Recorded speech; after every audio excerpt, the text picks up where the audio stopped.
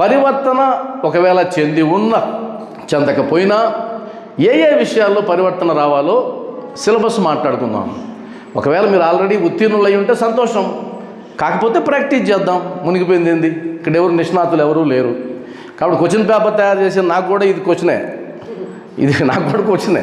కాబట్టి నేను ఒకటే చెప్తాను, పరివర్తన ఎందులో సచ్చరిత్ర మొత్తం పరిశీలించి మీరు విభాగాలుగా చేసుకున్నట్లయితే బాబావారు ఏ భక్తుడికి ఏ భక్తురాలకి ఏ విషయాల్లో పరివర్తన తీసుకొచ్చారు అని అంటే, ఎందుకంటే 100 సంవత్సరాలకు ముందు ఉన్నటువంటి ఒక భక్తుడు గురించి భక్తురాల గురించి ఈరోజు మనం మాట్లాడుకుంటున్నాము అంటే అర్థం ఏంటంటే వారు పరివర్తన చెందారు కాబట్టి మాట్లాడుకుంటున్నాము. అవునా కదా? ఉదాహరణకి ఒక కానిస్టేబుల్ తమాషాలు చేసేటువంటి ఒక వ్యక్తి, ఆ తమాషాల్లో హాస్యాన్ని ప్రదర్శించేటువంటి ఒక వ్యక్తి, అది గొంగళ పురుగు దశ. ఉదాహరణ, అది గొంగళ పురుగు అంటే పోలీసులందరూ గొంగళ పురుగులని కాదు, మన ఆధ్యాత్మిక తత్వంలో అది గొంగళ పురుగు దశ. అక్కడ నుంచి ఎంత అద్భుతమైన సీతాకోక చిలుకగా మార్చారు ఎవరైనా? దాసగను మహారాజ్. ఎంత అద్భుతం! అంతకు మించిన పరివర్తన ఉంటుందా? అంతకు మించిన పరివర్తన లేదు. మరి దాసగను గురించి ఎందుకు మాట్లాడుతున్నామంటే ఆయన పరివర్తన చెందినవాడు కాబట్టి మాట్లాడుతున్నాం. అదే సందర్భంలో కొన్ని వేల మంది బాబాను దర్శించారు. అప్పట్లోనే ఏం రాశారు? 70,000 మంది వచ్చేవారు అని రాశారు సచ్చరిత్రలో. అంటే అప్పట్లో 70,000 మంది అంటే బాబావారు దేహంతో ఉన్నప్పుడు కోట్ల మంది దర్శించారు ఆయన్ని. బాబావారు మసీదులో ఉన్నప్పుడు లక్షల మంది ఆయన డైరెక్ట్గా నేరుగా చూశారు. కొన్ని వేల మంది, వందల మంది నేరుగా మాట్లాడారు. ఇంకొన్ని వందల మంది ఆయనతో సహవాసం చేస్తూ చుట్టుపక్కల ఉన్నారు తిరుగుతూ. ఇంకొన్ని పదుల మంది ఆయన కోసం తమ జీవితాలని దారపోసి వచ్చి షిరిడీలోనే ఉండిపోయారు. వీళ్ళల్లో మనం ఫిల్టర్ చేసుకుంటూ పోతే సచ్చరిత్రలో కొంతమంది పేర్లు మాత్రమే నిలబడ్డాయి. ఆ నిలబడిన పేర్లు ఎవరు అంటే, ఎవరైతే పరివర్తన చెంది గురువు మార్గంలో ఆశ్రయం పొందిన దానికి ప్రయోజనాన్ని పొందారో వారు మాత్రమే ఈరోజు సచ్చరిత్రలో ఆ పేర్ల రూపంలో మనకు కనిపిస్తూ ఉన్నారు. ఈరోజు ఇక్కడ ఎవరైతే ఉన్నారో మీరు నిజంగానే సాయి తత్వంలో కానీ, సాయి మార్గంలో కానీ, సాయి ప్రయాణంలో కానీ చిరస్థాయిగా ఉండాలనుకుంటే కిట్టుకు చెప్పేశారు సీక్రెట్ ఏంటి? ఆయన మార్గంలో ఆచరించు, ఆయన మార్గంలో అనుసరించు. ఇంకొక 100 సంవత్సరాలకి మదనపల్లి సాయి సంబంధించిన చరిత్ర చెప్తే నీ పేరు చెప్తారు. ఒక పేజీ నీకు ఉంటుంది, నీకు ఒక పేజీ అనేది ఇక్కడ ఉంటుంది. ఆ పేజీ నీకు కావాలంటే అది ఊరకే రాదు. సాధన, పరివర్తన, ఆత్మ పరిశీలన, ఈ పదాలన్నీ విశేషణాలుగా వాడుకొని ముందుకు సాగితేనే ఉంటుంది. కాబట్టి ముందు ఏం మారాలి అంటే ప్రథమంగా ఆలోచన మారాలి. ప్రథమంగా మారవలసిందేంటి? ఆలోచన.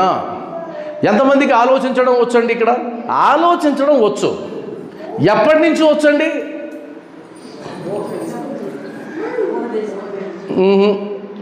అమ్మ కడుపులో 30 వారాల నుంచి లేదా 35 వారాల నుంచి కూడా నీకు ఆలోచించడం వచ్చు. స్పష్టత లేదైతే అమ్మ గర్భంలో ఉన్నప్పటి నుంచే వచ్చు. అది తెలుసు కాబట్టే మన మహానుభావులు అమ్మ కడుపులోనే విన్నాడు పద్మవ్యూహం గురించి అని అభిమన్యుడు గురించి రాశారు. అది ఊరకే రాయలేదు, సైంటిఫిక్గా రాశారు, ఊరకే రాసింది కాదు. మరి ప్రహ్లాదుడు రాక్షసుల మధ్య ఉండి కూడా ఎందుకు హరిభక్తుడైనాడు అంటే నారద మహర్షి తన తల్లికి బోధిస్తూ ఉంటే విష్ణువు గురించి ఆయన కడుపులో ఉన్నప్పుడు విన్నాడు అని కూడా రాశారు. కాబట్టి అమ్మ గర్భంలో ఉన్నప్పటి నుంచి ఆలోచన ప్రారంభమైంది, గ్రహించడం కూడా ప్రారంభమైంది, కానీ స్పష్టత లేదు. కాబట్టి అది ఉంటుంది అలానే.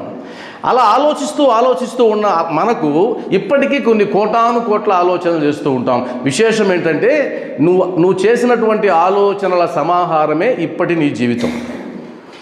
ఇప్పుడు ఏదైతే నువ్వు జీవిస్తూ ఉన్నావో, సుఖాలు అనుభవిస్తున్నా, కష్టాలు అనుభవిస్తున్నా, ఏదైనా కానీ అనారోగ్యం పాలైనా, ఏదైనా నీ ఆలోచనలకు ప్రతిరూపమే నీ జీవితం. ఉదాహరణకి రోజుకి 1 గంట నడిస్తే ఆరోగ్యం బాగుంటుందని తెలియని వాళ్ళు ఎవరు ఈ భూమి మీద? తెలీదా? రోజుకి 1 గంట నడిస్తే ఆరోగ్యం బాగుంటుంది తెలుసు, కానీ నడిచే వాళ్ళు ఎంతమంది? నడవని వాళ్ళు ఎంతమంది? అలా నడవకపోవడానికి కారణం ఏంటి? ఆలోచన. నిజమా కదా? ఆలోచన. అంటే మనం చేసే తప్పు ఒప్పులకి, మనం చేసే మంచి చెడుకి, మనం చేసేటువంటి అన్నిటికీ మూల కారణం ఆలోచన. ఆలోచనలు స్వతంత్రంగా తీసుకున్నంత వరకు నీ జీవితం ఒక రకంగా ఉంటుంది. ఆలోచనలు నా స్వతంత్రంగా నేను తీసుకోను, నా గురువు ఏదైతే చెప్పాడో ఆ మార్గంలోనే నేను ఆలోచిస్తానన్న వాడి జీవితం మారిపోతుంది. పరివర్తన. అసలు వాస్తవంగా బాబా పాదాలు పట్టుకున్న తర్వాత కాదు పరివర్తన, ఆయన పేరు అలా వినగానే పరివర్తన వస్తుంది. ఎలా? ఉదాహరణకి కాకాసాహెబ్ దీక్షిత్ ఉన్నాడు. ఆయన ఏదో లండన్లో యాక్సిడెంట్ అయింది, కాలుకి అవిటితనం వచ్చింది. అవిటితనం వచ్చినప్పుడు బాబా దగ్గరికి వెళ్ళండి, మీకు మనశ్శాంతి వస్తుంది, నీ అవిటితనం పోతుంది అని చెప్పారు. అప్పుడు బాబా పేరు ఎప్పుడైతే చెవిలో పడిందో అప్పుడే ఆలోచనల్లో పరివర్తన వచ్చింది. ఏమొచ్చిందండి ఆయనకి? నా కాలి అవిటితనం పోకపోయినా పర్లేదు, నా మనసుకు పట్టిన అవిటితనం పోతే చాలు. ఎక్కడ మార్పు వచ్చింది? ఆలోచనల్లో మార్పు వచ్చింది. కాబట్టి ఎవరైనా మహానుభావుడు ఉన్నాడా అంటే షిరిడీలో ఆయన వచ్చినప్పుడు శ్యామానే అడిగినప్పుడు, షిరిడీలో మహాత్ముడు ఎవరు లేరే, ఇక్కడ అగులియా లేరు, ఎవరూ లేరు. ఇక్కడ ఉన్నది ఒక ఫకీరు, అది కూడా ఆయన అక్కడ ఉంటాడు, ఆయన ఏం పెద్ద విశేషం ఉన్నవాడు కాదే అని అన్నది ఎవరు? శ్యామ. అలాంటి శ్యామనే తన జీవిత పర్యంతం ఆయన పాదసేవలో నిమగ్నం అయిపోయినాడే. ఏమొచ్చింది? మార్పు వచ్చింది. ఎలా వచ్చింది? ఆలోచనల్లో మార్పు. అది తెప్పించింది ఎవరు? సాయినాథుడే. కాబట్టి మొట్టమొదటి బాబాను కోరుకునేది ఏమై ఉండాలంటే, బాబా నా ఆలోచనల పరంగానే నా జీవితం ఉండబోతుంది, నా భవిష్యత్తు ఉండబోతుంది, కాబట్టి నాకు చేయాల్సిన సహాయం ఏదన్నా మీరు చేసే పని అయితే ముందు నా ఆలోచనల్లో మార్పు తీసుకురండి. ఈ ఒక్క కోరికతో మొదలు పెట్టాలి. ఆలోచన మారితే అన్నీ సర్వం మారిపోతాయి. ఎందుకంటే ప్రతిదీ ఆలోచన రూపంగానే జరుగుతూ ఉంది.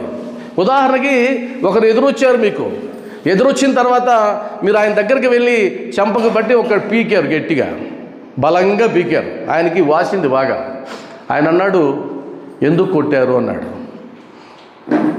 ఇప్పుడు ఈయన అన్నాడు, అయ్యో నేను కొట్టాలని కొట్టలేదండి, నిజంగా కొట్టాలని కొట్టలేదు, మీకు నమస్కారం పెడదామని మీ దగ్గరికి వచ్చాను, తెలియకుండా కొట్టేశాను అని అన్నాడు అనుకోండి. నమ్ముతారా? నమ్మరు. ఆయన ఏమంటాడు? లేదు నువ్వు కొట్టాలనుకునే కొట్టావు. వాస్తవం ఏంటి? అదే, నువ్వు కొట్టాలనుకునే కొట్టావు. మరి ఈ మధ్యలో ఏం జరిగింది? ఆయన దూరంగా ఉన్నప్పుడు ఆయనకి నమస్కారం పెట్టాలన్న ఆలోచన వచ్చింది, ఆయన సమీపించే కొద్దీ ఆయన చేసినటువంటి ద్రోహం గుర్తొచ్చింది. ఒరే, ఈయనకైనా నమస్కారం పెట్టేది కుదరదు, ఈయన ఖచ్చితంగా నేను చెంప పగలగొట్టాల్సింది అనుకున్నాడు. ఆలోచన మారింది, నమస్కారం పెట్టాల్సిన చేతులు కాస్త చెంపని పీకాయి. అంతే. ఈరోజు ఉదయాన్నే బాబాకు నమస్కారం పెట్టాలా, పూజ చేయాలనుకున్నారు, ఇంతలో ఒక ఫోన్ వచ్చింది, అమ్మ మీరు వస్తారా, అర్జెంట్ పని ఉంది అన్నారు. ఇప్పుడు ఆలోచన ప్రారంభమైంది, ఆ పనికి ఇప్పుడే వెళ్ళాలనా, పూజ చేసిన తర్వాత వెళ్ళాలనా? అర్థమైంది కదా. సత్సంగాన్ని పిలుపు వచ్చింది, రేపు సత్సంగం ఉంది. ఎన్ని గంటలకి? 10 గంటలకి సత్సంగం. మీరు ఇంటి దగ్గర 10 గంటలకు ఉన్నారు. అప్పుడు ఆలోచన వచ్చింది, అయ్యో 10కి అన్నారే, మనం 10కి ఇక్కడే ఉన్నామే, ఇప్పుడు పోదామా వద్దా? ఆలోచన. ప్రతిదీ ఆలోచనే. ఆలోచన లేకుండా పని జరిగే అవకాశమే లేదు. ఆ చేసే పనిని బట్టే నువ్వు బాబాని ప్రేమిస్తున్నావా లేదా అనేది తెలిసిపోతుంది. నీ పనిని బట్టి తెలుస్తుంది, కానీ నీ ఆలోచన బట్టి తెలియదు. ఎందుకంటే ఆలోచనలు ఎవరు గ్రహించలేరు. మీ మనసులో ఏముందో నాకేం తెలుసు, నా మనసులో ఏముందో మీకేం తెలుసు. తెలుసుకునే శక్తి మనకుందా? అలా తెలుసుకునే శక్తి ఉంటే కనుక సర్వజ్ఞత్వం మనకు వచ్చేసిందని అర్థం. మనం బ్రహ్మస్మిలకు వెళ్ళిపోయాం, బ్రహ్మకి మనకు మారుమూరు అయిపోయినాం. మనకు కుదరదు. 24 గంటలు నీతో ఉండే నీ భార్య మనసులో ఏముందో నీకు తెలియదు, మీ అమ్మ నాన్న మనసులో ఏముందో నీకు తెలియదు, నీ బిడ్డల మనసులో ఏముందో కూడా నీకు తెలియదు. కాబట్టి మొట్టమొదట ప్రసాదించవలసింది ఏంటంటే, బాబా నా ఆలోచనల్లో మార్పు తీసుకురా. మరి బాబా వారు ఏమంటాడు? మారు ఏమైంది ఇప్పుడు, మార్చుకొని ఆలోచనలు అంటారు. అప్పుడు మనం ఏమంటాం? దేని ఆధారంగా మార్చుకోవాలి బాబా అని మనం అంటాం. అప్పుడు ఆయన ఏమంటాడు? ఏంది టెన్షన్లో ఉన్నారు? ఆయన ఏమంటాడు? దేని ఆధారంగా మార్చుకోవాలి బాబా అంటాడు. అప్పుడు ఇది చూపిస్తాడు, నాయనా ఇది ఇచ్చానురా నీకు, ఒక భక్తుని నిమిత్తంగా చేసుకొని నేనే రాసుకున్నా, దీని ఆధారంగా జీవించు. అయ్యా అది మాకు అర్థమై చావడం లేదే, అందుకే కొంతమందిని పంపించా వేషాలేసి. వాళ్ళు వచ్చింది అందుకే. వాళ్ళు ఏం చేస్తారు, ఆ అర్థం కాని విషయాల్ని చెబుతారు, అర్థం కాని విషయాల్ని చెబుతారు. అంటే ఏర్పాట్లన్నీ ముందుగానే చేయబడ్డాయి, వాటిని సద్వినియోగం చేసుకునేటువంటిది ఒకటే మన దగ్గర మిగిలి ఉంది. కాబట్టి బాబావారి తత్వం మన దగ్గర ఉంది, చేతిలో ఉంది, దాన్ని విశ్లేషించే వాళ్ళ ఏర్పాటు ఉంది, బాబావారిని దర్శించుకునే ఏర్పాటు ఉంది, అన్నీ మన దగ్గర ఉన్నాయి. కానీ అవి ఉపయోగించుకోవాలా వద్దా అనేటువంటి ఆ జ్ఞానం ఏదైతే ఉందో అక్కడే మసకబారుతూ ఉంది. ఆ ఆలోచన మార్చుకుంటే అన్నీ మారిపోతాయి. కాబట్టి ఆలోచన మార్చమని అడగండి. ఆలోచన మారిస్తే కానీ ఏం కుదరదు. రెండవది,